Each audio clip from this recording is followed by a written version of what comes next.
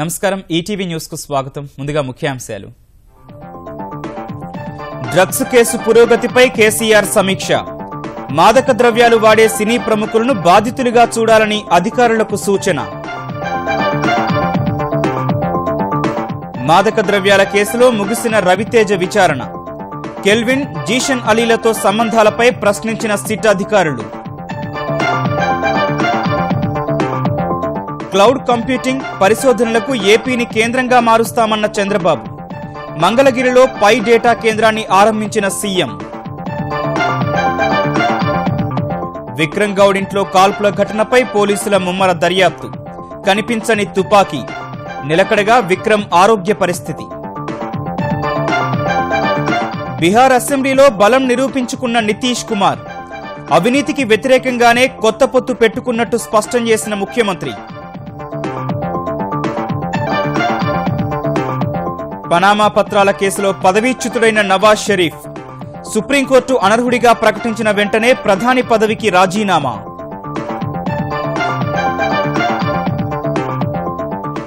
గాలే టెస్టుపై పట్టు బిగించిన భారత్. తొలి ఇన్నింగ్స్ లో 291 పరుగులకే లంక ఆలౌట్. 498 పరుగుల ఆధిక్యంలో కోహ్లీ సేన.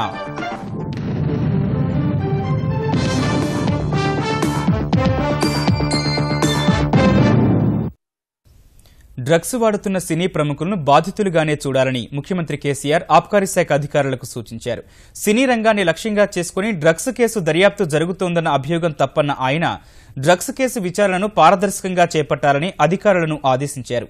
ప్రగతి భవన్లో మాదక ద్రవ్యాల కేసు పురోగతిపై ఉన్నత స్థాయి అధికారులతో సమీక్షించిన సీఎం ఇప్పటి వరకు సినీ రంగ వ్యక్తులను విచారిస్తుంటే వారి నుంచి అనేక వివరాలు తెలుస్తున్నాయని వెల్లడించారు. డ్రగ్స్ వ్యాపారంలో భాగస్వామ్యులైన వారిని సరఫరా చేస్తున్న వారిని మాత్రమే నేరస్తులుగా పరిగణిస్తున్నట్లు చెప్పారు. సినీ రంగ వ్యక్తుల విచారణలో కొందరు ముఖ్యమైన వారి పేర్లు తెలిసాయన్న కేసీఆర్ డ్రగ్స్ తో పాటు పేకాట క్లబ్బులు, గుడుంబా, హుక్కా సెంటర్లు, గంజాయి సరఫరా, పోకిరీల ఆగడాలపై ప్రభుత్వానికి సమాచారం అందించే వారికి ₹1,00,000 బహుమానమిస్తామని ప్రకటించారు. దేశవ్యాప్తంగా డ్రగ్స్ ఎక్కువగా వినియోగం జరిగే రాష్ట్రాల జాబితాలో, డ్రగ్స్ సరఫరా జరిగే రాష్ట్రాల జాబితాలో తెలంగాణ లేదన్న ఆయన డ్రగ్స్ వినియోగం, సరఫరా జరిగే నగరాల జాబితాలోనూ హైదరాబాద్ లేదని స్పష్టం చేశారు. డ్రగ్స్ వాడకాన్ని పూర్తిగా నిరోధించే లక్ష్యంతో పనిచేయాలని అధికారులకు సూచించారు.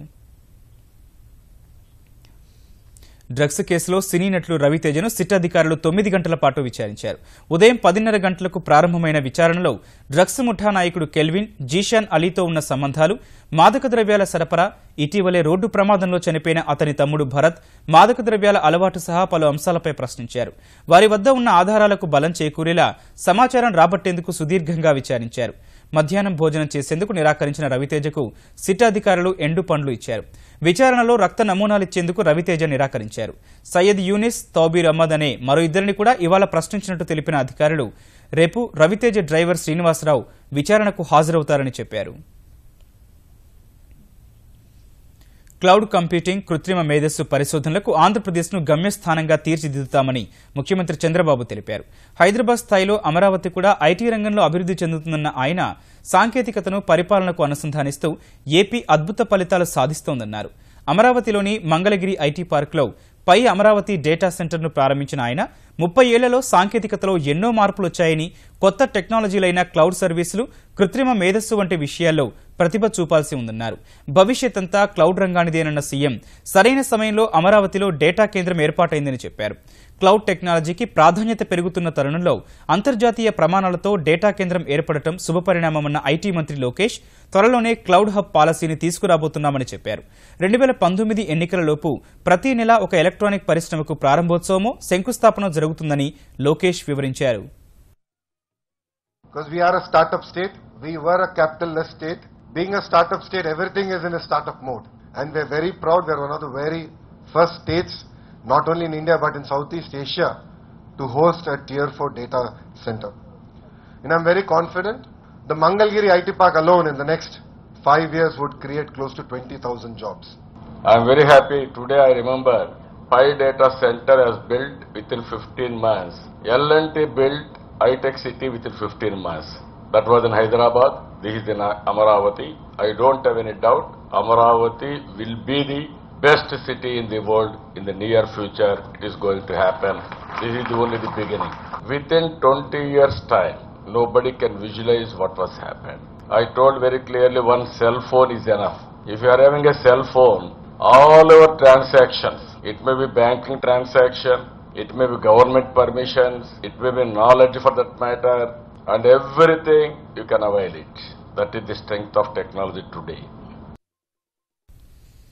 ఉపరాష్ట్రపతి మాజీ కేంద్ర మంత్రిగా కంటే దేశ ప్రజలు వెంకయ్య నాయుడుగానే తనను గుర్తించాలని ఎన్డీఏ పక్షాల ఉపరాష్ట్రపతి అభ్యర్థి వెంకయ్య అన్నారు.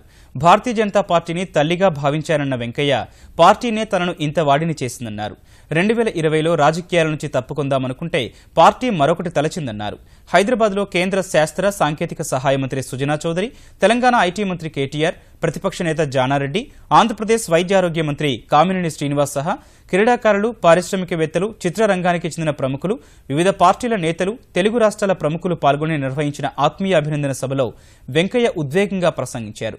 రాష్ట్ర విభజన అంశాన్ని త్వరగా మర్చిపోయి 2 రాష్ట్రాలు అభివృద్ధి అంశంలో జట్టుగా సాగాలని ఆయన ఆకాంక్షించారు. మనమంతా తెలుగువారమే, మనమంతా భారతీయులు అనే విషయాన్ని మనందరం గుర్తుపెట్టుకోవాలి. రాజకీయాలు వాటి స్థాయిలో అవి ఉంటాయి. నిన్న కేసీఆర్ గారు మిగతా వాళ్ళలాగే మంత్రిగా ఉంటే కొంతకాలం ఇంకా మేలు జరిగి ఉండేది. చంద్రబాబు నాయుడు గారు కూడా అదే అభిప్రాయంతో ఉన్నాడు.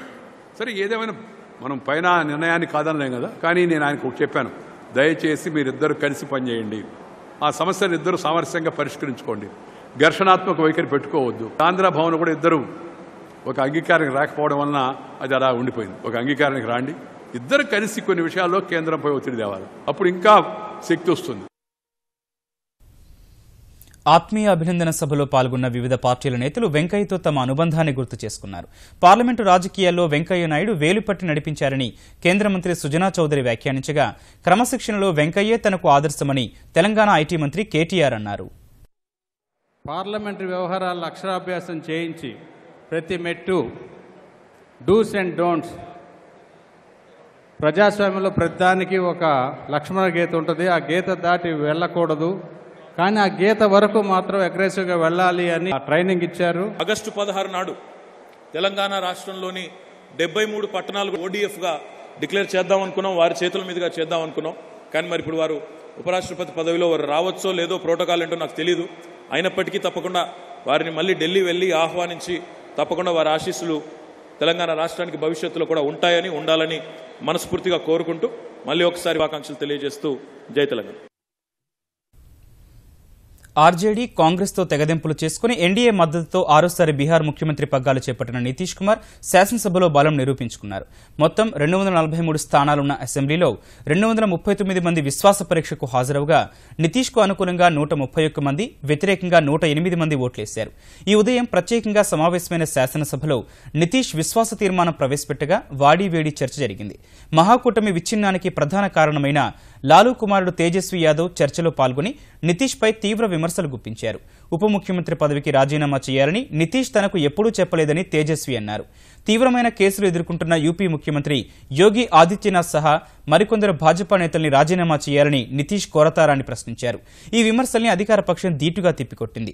ముఖ్యమంత్రి పదవి అధికారం చలాయించడం కోసం కాదని, ప్రజాసేవ కోసమేనని నితీష్ స్పష్టం చేశారు. అవినీతి, అన్యాయాన్ని ఎట్టి పరిస్థితుల్లో ఉపేక్షించబోమన్న ఆయన బీహార్ అభివృద్ధి కోసం పనిచేస్తామని తేల్చి చెప్పారు. అనంతరం ఓటింగ్ నిర్వహించగా నితీష్ ప్రభుత్వం విశ్వాస పరీక్ష గెలిచింది. పనామా పత్రాల కేసులో సుప్రీంకోర్టు అనర్హుడిగా ప్రకటించడంతో పాక్ ప్రధాని పదవికి నవాజ్ షరీఫ్ రాజీనామా చేశారు. ఈ వ్యవహారంలో షరీఫ్పై అవినీతి కేసులు నమోదు చేయాలని ఆదేశించిన పాక్ సుప్రీంకోర్టు ఆయనపై జీవితకాల నిషేధం విధించింది. ఇదే సమయంలో ఆయన కుటుంబ సభ్యులపై కూడా 6 వారాల్లో కేసులు నమోదు చేయాలని ఆదేశించిన సుప్రీంకోర్టు తదుపరి విచారణను అవినీతి నిరోధక కోర్టుకు బదిలీ చేసింది.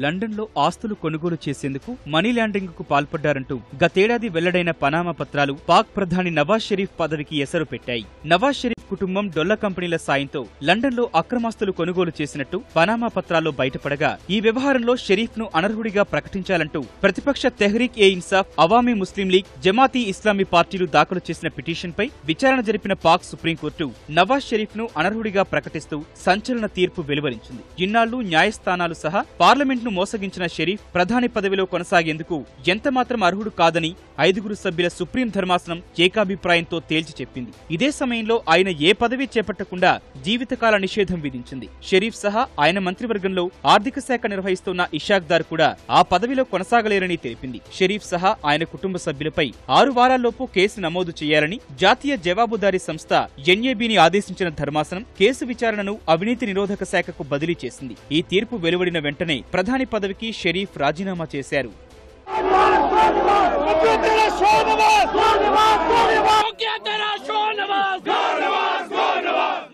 లండన్లో షరీఫ్ కుటుంబ సభ్యులు ఆస్తులు కొనుగోలు చేసిన వ్యవహారంపై గతేడాది పనామా పత్రాలు బయటపడగానే అక్టోబర్లో పాక్ విపక్షాలు సుప్రీంకోర్టును ఆశ్రయించాయి. ఈ వ్యాజ్యాలపై ఫిబ్రవరి వరకు రోజువారీ విచారణ జరిపిన సుప్రీంకోర్టు షరీఫ్ ఎదుర్కొంటున్న ఆరోపణలపై దర్యాప్తు కోసం మే నెలలో 6 సభ్యులతో కూడిన సంయుక్త దర్యాప్తు బృందం జిట్టును వేసింది. ఆ బృందం జూలై 10న షరీఫ్ ను నిందితుడిగా తేల్చుతూ సుప్రీంకోర్టుకు నివేదిక సమర్పించింది. ఈ నివేదిక ఆధారంగా విచారణ కొనసాగించిన సుప్రీంకోర్టు ధర్మాసనం జూలై 21 నాటికి విచారణ ముగిసినట్టు వెల్లడిస్తూ తీర్పును వాయిదా వేసింది. సుప్రీంకోర్టు విచారణ ముగిసినప్పటి నుంచి తీర్పు తనకు వ్యతిరేకంగా వస్తే ఏం చేయాలనే అంశంపై ప్రధాన అనుచరులతో చర్చిస్తూ వస్తోన్న షరీఫ్ ఇవాళ తనను అనర్హుడిగా ప్రకటించగానే పదవికి రాజీనామా సమర్పించారు.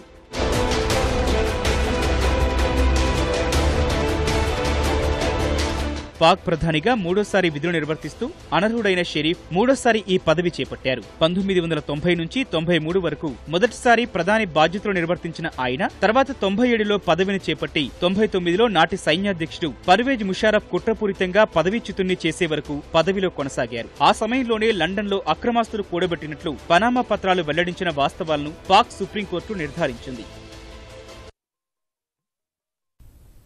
అక్రమాస్తుల కేసులో నవాజ్ షరీఫ్పై సుప్రీంకోర్టు అనర్హత వేటు వేయడాన్ని పాకిస్తాన్ ప్రతిపక్షాలు స్వాగతించాయి. పనామా పత్రాల వ్యవహారంలో షరీఫ్కు వ్యతిరేకంగా న్యాయ పోరాటం చేసిన తెహ్రీక్ ఏ ఇన్సాఫ్ పార్టీ అధినేత మాజీ క్రికెటర్ ఇమ్రాన్ ఖాన్ హర్షం వ్యక్తం చేశారు. పాక్లో గాడ్ ఫాదర్ పాలన అంతమైందని ఇమ్రాన్ పేర్కొన్నారు. సత్యం, న్యాయం విజయం సాధించిందని ట్వీట్ చేశారు. ఇది చరిత్రాత్మక రోజుగా అభివర్ణించిన ఆ పార్టీ ఉపాధ్యక్షుడు షా మహమ్మద్ ఖురేషీ దేశం ఏకతాటిపైకొచ్చి ఉగ్రవాదాన్ని తరిమికొట్టాలని పిలుపునిచ్చారు. తీవ్రమైన రాజకీయ ఒత్తిడిలో సంయుక్త దర్యాప్తు బృందం సభ్యులు న్యాయాన్ని పరిరక్షించారని ఖురేషీ కొనియాడారు.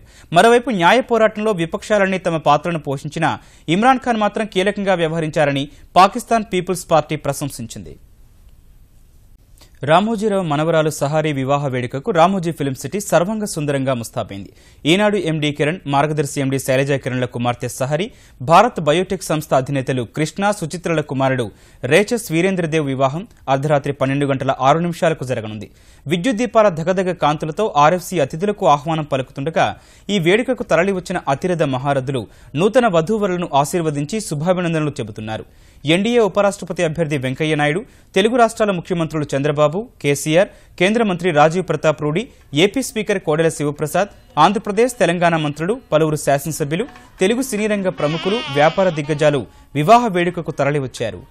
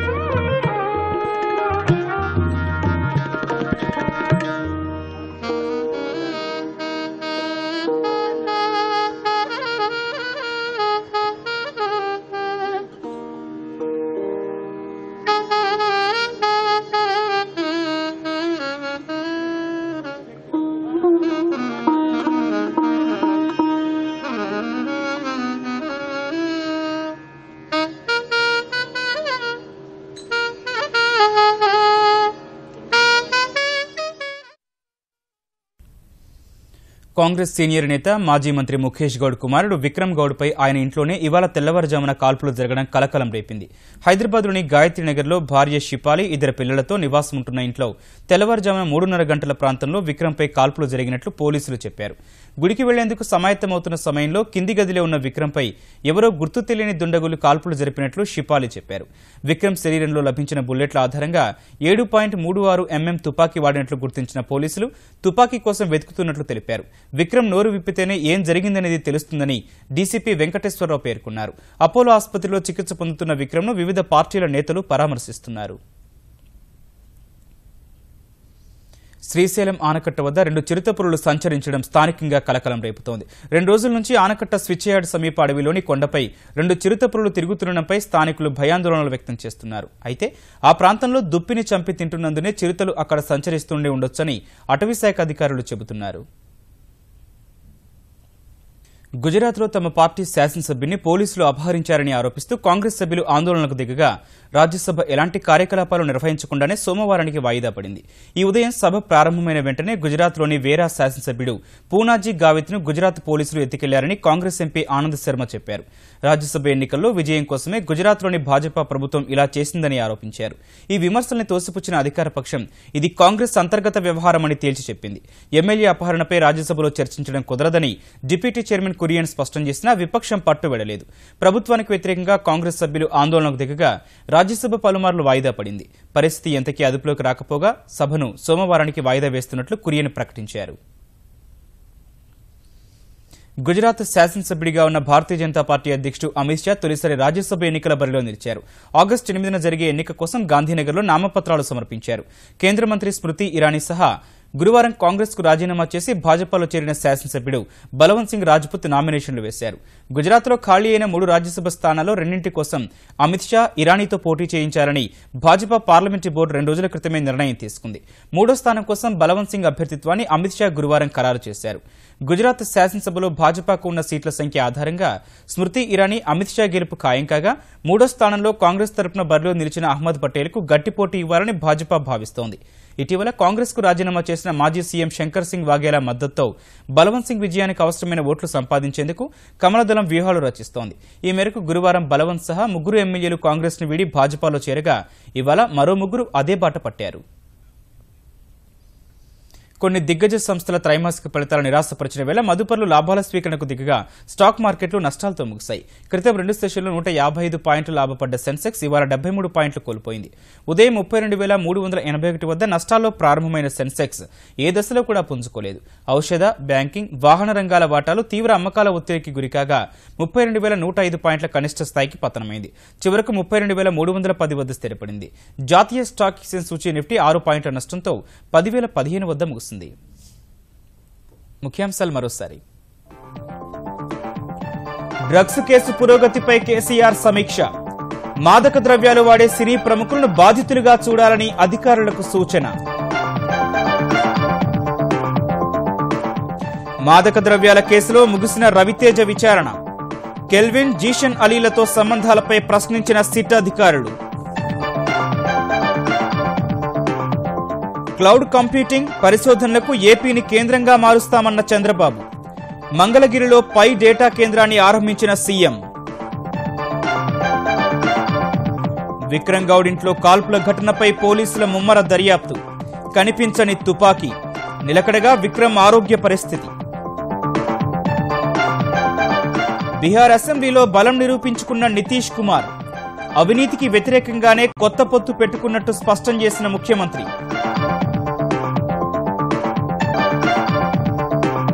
పనామా పత్రాల కేసులో పదవీచ్యుతుడైన నవాజ్ షరీఫ్. సుప్రీంకోర్టు అనర్హుడిగా ప్రకటించిన వెంటనే ప్రధాని పదవికి రాజీనామా.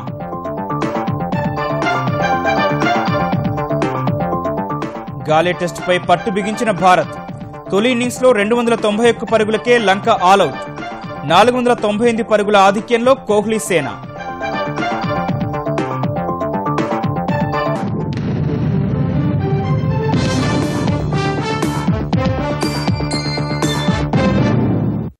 ఈటీవీ న్యూస్ సమాప్తం. నమస్కారం.